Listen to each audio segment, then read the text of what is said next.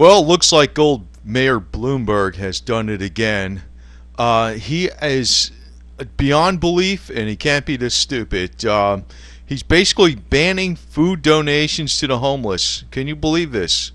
And you know, the United States used to be the beacon of freedom and hope in the world, especially on Ellis Island when you see this statue and you arrive by ship.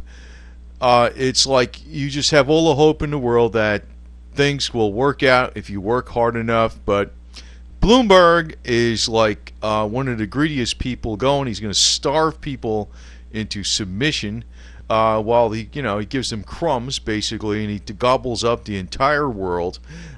It's amazing what he's done this time.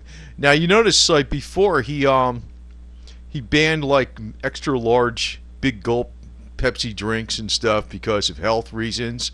Well, now he's outlawing food donations to the homeless shelters because the city can't access their salt, fat, and fiber content.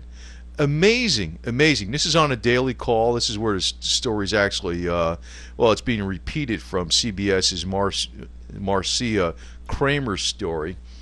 Glenn Richard arrived at West Side Synagogue on Monday to collect surplus bagels, fresh, nutritious bagels to donate to the poor.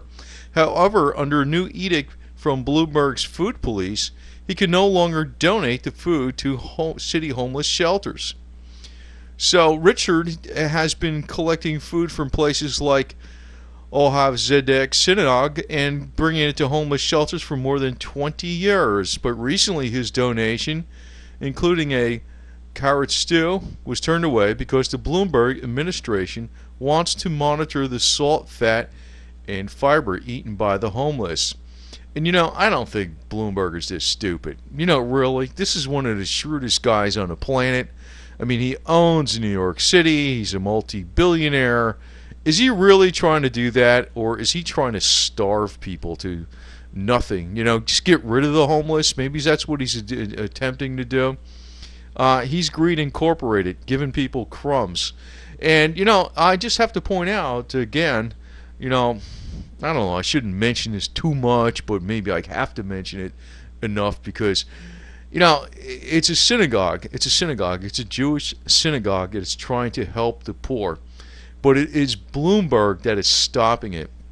So, if you want to direct all your anti-Semitism and focus it in like a laser beam and magnify it through a magnifying glass, and let's put it on Bloomberg himself, because this guy is just anti-human. It's amazing he's getting away with this, because there could be 8 million people revolt in his city, and just take them and freaking stick them on a raft someplace in the Atlantic Ocean and let them float adrift, because basically that's all he's doing to the homeless people in New York. This is horrible.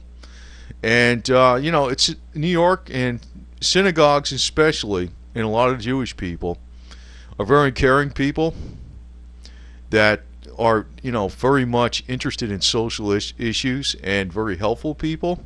Some of the nicest people in the world you ever meet. But Bloomberg is just not in with that program at all. So, so when sometimes people see things and they look at Bloomberg, he's a bad reflection on the Jewish community as a whole. And it looks like the synagogues can't help the homeless because of Bloomberg. So here we have the beacon of freedom, New York City, the beacon of freedom in the world, the land of plenty. And there's willing volunteers to help the homeless and bring food to them. And Bloomberg is stopping it because supposedly he wants to monitor the salt, fat, and fiber content of the food. Well, you know what?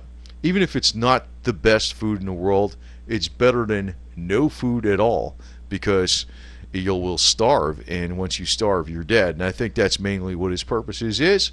He maybe just wants to get rid of the homeless. He's not a stupid man. He's not a stupid man. So what is his real intentions? Just think about it. So, for people that are kind of anti-Semitic, keep your focus in on the one who deserves it, and that's Bloomberg.